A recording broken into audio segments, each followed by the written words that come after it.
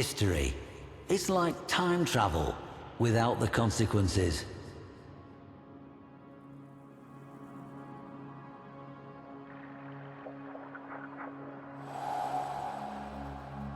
Oh, my sincerest thanks. Nezha, the mercurial firemonger, the clarion of hope. However foul the decadent excesses of the Orokin Empire, the aftermath of its collapse was arguably worse. But the darkest times often give rise to the brightest legends. We've seen that happen often, haven't we? Tales of a being called Nezha predate the Orokin fall. They speak of a swift warrior who leaves trails of fire, summoning barbed spears from the very earth. But it is during a time of unsurpassed brutality, at a moment of wanton slaughter, that this most blazingly improbable of warframes first proved to be more than a myth.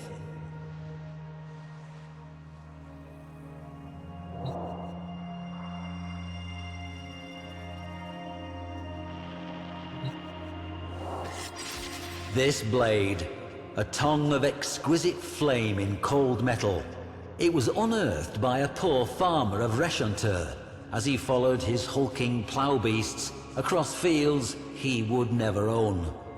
Another might have bravely kept the dagger, but records suggest he handed it into his overseer on the spot, a half cup of rice his princely reward. With no dax to keep the peace, and no parvus granum to hold the corpus board together, bloody land grabs were routine. The fertile fields of Reshanter changed hands many times.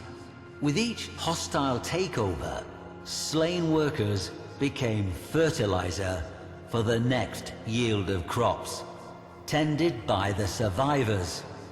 And so it went. This created what you might call a staffing problem. If all the surviving adults are working the fields, then who is left to defend them?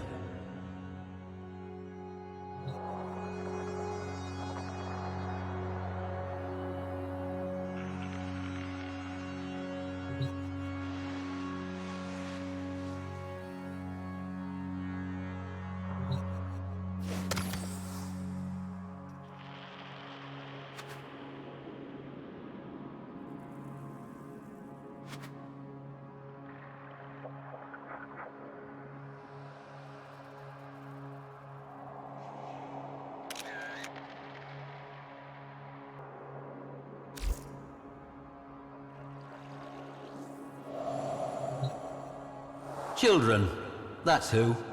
This dismal little relic was once part of a Sayandana, shall we say. Though not of Orokin make, clearly. No, its young owner wove this from a fertilizer sack. There were many such capes found at the site, enough for an army. Mowers were expensive, you see. Children, they were cheap and plentiful. It made good business sense to arm them. Not the very youngest, of course, just the near adults. The still unbroken, those who understood the stakes. The young defenders of Reshantur took their duty seriously. They formed into a little clan, trained every day in the ruins of an old temple, and even made themselves a uniform of sorts. Part of which you see before you now.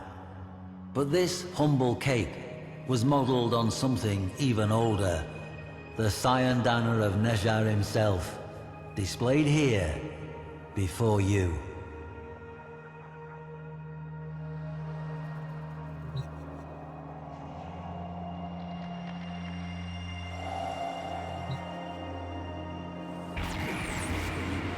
This chakram was found in the ruins of the Reshantur temple, along with fragments of stories scrawled on slates in an immature hand, and oaths of dedication to a figure of legend.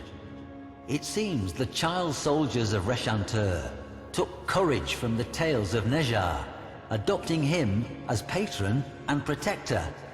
Their scratchings evince a firm belief that Nezha would bless them with victory, should they fight without fear, and abandon them, should they ever fear. So, they swore they would defend the fields to the last drop of their blood. Clever manipulation. I wonder who put that idea into their heads. At any rate, they accepted it on faith. At least, until the Massacre of Reshantur.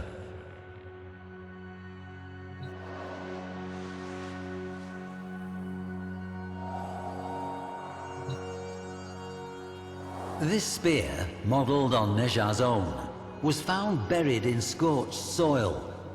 Note the size. Records of the attack are nigh impossible to find. Not surprising. The massacre was almost certainly covered up to protect what the corpus regarded as sensitive business practices. Imagine the children, Tenno, wearing their pathetic cyandanas, bearing flimsy weapons, but with heads high, as warriors. Think of them rushing at their far superior foes without fear, and imagine what those foes did. To this day, the fields of Reshanter cannot be ploughed. The blades of ploughs are dented and destroyed by an earth that, still, remains thickly seeded with shot and shells and the cold brass teeth of war. But that is not why the event is called the Massacre of Reshantur. The children charged, the corpus took easy aim, not one child's heart fluttered, and then flame.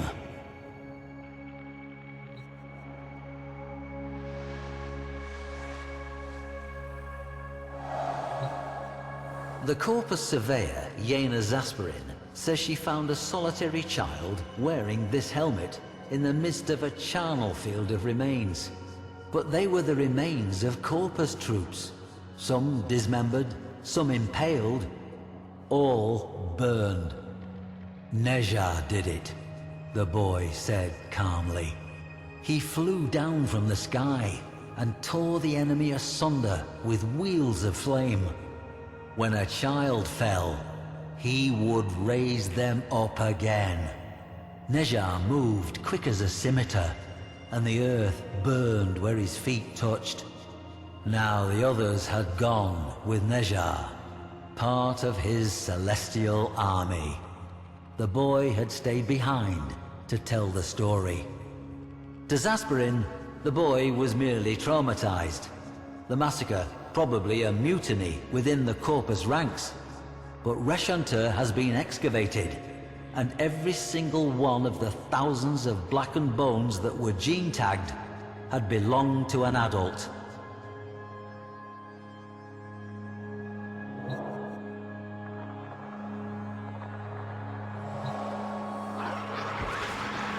And at last we meet Nezha face to face in all his unquestionable reality.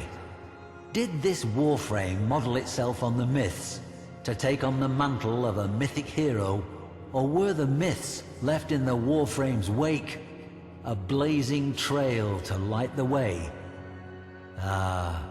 History will always be some manner of educated guesswork, and occasionally one of faith.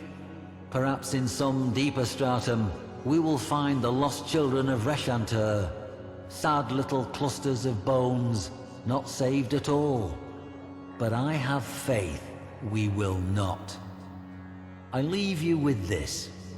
Why do you suppose it was the child soldiers that Nezha chose to protect? Any war has its innocent casualties, but these seem to have called to him. What could a Warframe, a lethal specialist warrior, possibly have in common with a child? That riddle, I fear, must remain a riddle.